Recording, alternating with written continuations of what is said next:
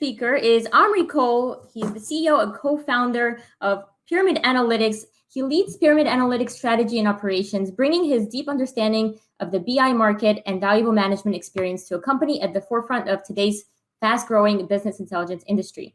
Omri is a highly experienced entrepreneur with a proven track record for developing and managing fast-growth companies. He studied economics, finance, and business management, has an MBA from Manchester University, and an MBA in international business management from NYU. All right, I'm going to go ahead and bring Omri up on stage. First of all, look, we don't match for some reason. You've got the great shirts. That's awesome. We traded shirts. Thank you guys so much for this sweatshirt. I actually love it. My husband touched it. He's like, how do I get one of these? And yeah, really great stuff. Yes. So Omri, thank you so much for being here today. I know you're going to talk about the role of trust in enterprise analytics. I think this is an extremely relevant topic, especially today. So I'm going to go ahead and hop off the virtual stage and you can take it away. Awesome. Thank you so much for having Pyramid and having me as part of a very impressive line of speakers. I would like to share my screen, so give me a second just to make sure I can do that. So, you know, we definitely live in a very interesting time when it comes to data, and the speakers before me, and I'm sure after me, are going to keep on talking on how data transforms our life, our businesses, the way we think about businesses, the way we approach them. And I think one of the topics that we see more frequently, maybe in the last couple of years, is the idea behind trust. Can you actually trust what you're doing with your data analytics, with your data analytics platforms, with the data infrastructure that you have? When we talk to our customers, over 80% of them say that they will and still do need to run their businesses with the perspective of data.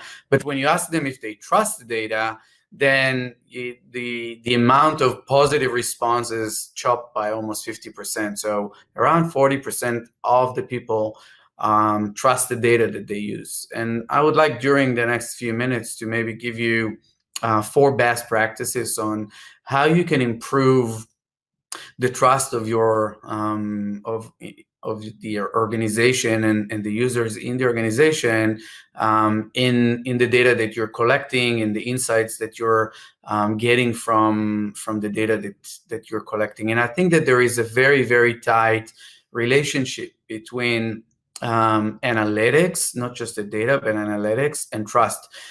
People take very intuitive decisions. We're not used to be mandated how to think by results, by data. We actually have intuitions from our past life, from experience, from working with colleagues. And all of a sudden, when we see something that doesn't feel highly intuitive but comes from data, we start to question it. Should I actually use that number? Should I actually change the product pricing? Should I actually go and, you know, Bernard mentioned fish feeding. So is that fish really being overly fed or underfed? Do I trust the data? And this is something that if we won't be able to overcome, it's going to be a very big barrier for us to grow as an organization and use data for our benefit. So today, because data became a tier 1, or analytics became a tier 1 application, because data is such a big part of our competitive advantage, because data is a huge part of how we build and run our businesses, it's the trust side of it is probably more important than ever. So those are my perspectives, and you know, I'm sure that everybody else have lots of ideas. I just want to provide some guidance or some ideas around how we think we can improve our customers' trust in data. And people talked earlier about data literacy and training, and I'll touch on that as well. But I think trust in data will start when you form a data culture. And data culture happens only if it's like a scissors movement from the top down, where leaders will start to talk positively about using data in organizations, using data to make decisions, bring in teams together and brainstorm around the insights that they found and how to use them, versus maybe dismissing it just because we don't believe in the insights or the data that we've collected. So established data leaders as outspoken proponents, I think, is extremely important. The second maybe best practice, and maybe not necessarily in that order, but a center of excellence, and John spoke before me about forming a center of excellence. I think that that's extremely important part of building trust in organizations to create more data-driven decisions. If you have some center of excellence, and this is a place where you can build trust internally and externally around the data that is being used, collected, and reflected internally and externally, then the center of excellence becomes that center of trust. Comprehensive data literacy and training programs. There were plenty of conversations around that topic in the last couple hours, and I've been watching all of them. I think they provided great guidance. So I don't want to hammer that too much, but obviously the more we understand how to leverage the data that we collect, the more we can trust the insights that we gain from it. So training, data literacy is a huge part of building trust, and stop using intuitive decision making and using data to build a business would definitely come from that. And the third part, I think this is maybe somewhat sounds like negative, but I think big part of the problem is that people will question answers that will come from data that doesn't reflect what their intuition tells them. So we need to create, maybe next to the Excellence Center, an institution that can go in and check the data integrity for the users. If someone comes in and say, you know what, I got a dashboard that shows that my sales are dropping, and I actually feel that there is tremendous momentum in my territory. How can that be? So creating an institution that can go into the data, make sure that the integrity of the data maintains clear, it's clean, it reflects exactly the business performance, would assure that I can actually work with the data, I can trust it, I can gain more and more trust as we go, and build on that. So just to summarize the topic, I think that we're in a point in time where data became AI, data as a whole, and the usage of data becomes so fundamental for businesses to grow. And if you think about the biggest businesses in the world are data-driven, right? From maybe Amazon to Facebook to LinkedIn and so on and so forth.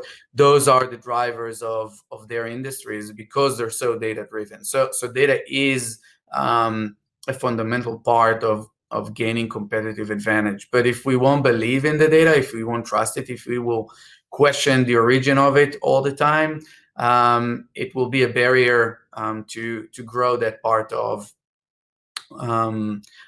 data to become such a fundamental part of businesses. So I will leave it with you, and I would appreciate if you would take a look at other topics that I'm trying to share with the audience. And thank you for that. Thank you, Kate. Awesome.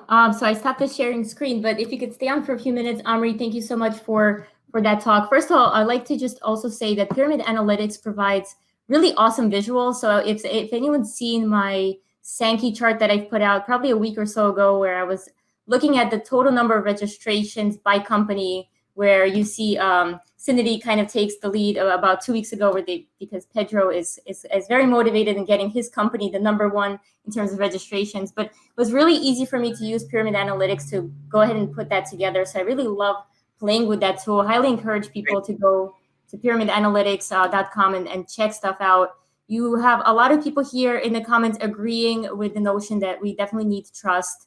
And I'm just looking for a good question because they're flowing so quickly past me. Let's see. Thomas is asking, how can we be sure that data is trustworthy? There is no metric for that. Yeah, it's a great question, and I think that those best practices are part of making data trustworthy. It's not there isn't a silver bullet for that. There isn't one thing that you can go after and everybody will believe the data that comes out of it. I think that we live in silos of implementations. People run off different initiatives. Once we will start thinking as a holistic or holistically as an organization, then that would create maybe a more cohesive approach to data. And then those 4 best practices as a start, I hope that would make a change in the way people trust data. Absolutely. I hope so too. And we'll just take one more question here from Gilbert. What do you think is the role of individual data professionals in building trust? Yeah, it's a great question. I think, well, first of all of us, and this conference is a great advocacy for data, right? We all data geeks to a certain degree, DATAcateds, and I think that our role as individuals is to try and use data to run the business. If you look at a certain KPI and try to perform with that KPI, you will be an advocate of trust in data. So I really think that each one of us can improve the way we operate with data. Absolutely. I know I said that was the last question, but there's a quick one here from Deb. Is Pyramid Analytics cloud or on-prem or both? It's a pure cloud offering, but it could be implemented anywhere. On-prem, private cloud, public cloud, hybrid, multi, everything.